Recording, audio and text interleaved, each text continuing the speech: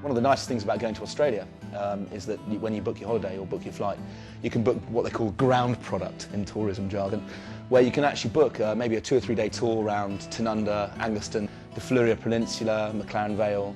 But the real kind of nugget of Australian wine production is the Barossa Valley, where I think something like 60% of all the grapes are grown. And it's not really kind of birds, Tweety, chalet, people in traditional clothing waving at your valley. It's just an industrial, big plain, really, bounded by mountain ranges and hill ranges. And there are some very, very old vineyards there, a really treasured, sort of, if you like, museum piece vineyards where you've got 100-year-old Grenache and Shiraz vines. And that really is the kind of the grandfather, the touchstone, the keystone of the Australian industry as we know it, although wines have evolved since then. Well, we've got a couple of your kind of basic food groups. This is the vitamin C and roughage to the average wine drinker these days. We've got Australian Chardonnay, Australian Shiraz. Okay, we'll try with some Chardonnay.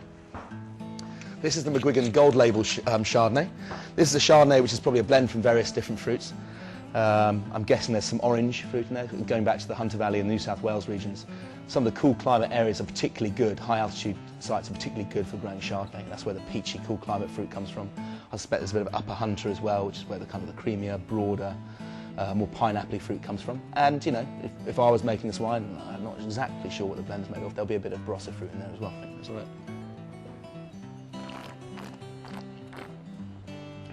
Very well balanced. Some lovely savoury fruit. There's a little bit of oak treatment on this wine. The fruit is a bit more restrained because it's only 12.5% alcohol. It's not that really heavy, almost too much sort of tropical fruit. A wine fails if it's not thirst quenching. I mean, surely that's the first law of being a drink. And a lot of Australian Chardonnays these days and Chardonnays from the likes of California are so big and so rich and so oaky. You need a glass of water next to it. It's almost like a food more than a wine. This is delicious with cheddar. I tried it only a few days ago.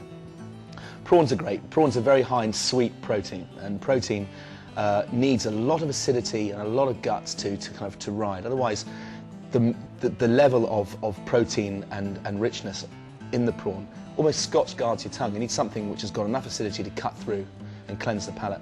This is great prawns. Enough about white. Staple diet for all English people in winter. McGuigan Gold Shiraz. Same vintage, 2004.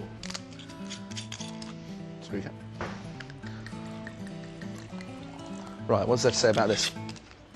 Well, again, Shiraz is a great variety which has a million different styles, expressions and faces. So butchers. First, straight away you get the classic smell of Australian Shiraz. It's cherries, briar fruits, maybe raspberry, tayberry, kind of you know, squashy, juicy fruits, but not really dark, rich black fruits. You get that sometimes, but it tends to be in the cooler climate sort of areas, and this is a blend of many. So I'm thinking of bramples or something.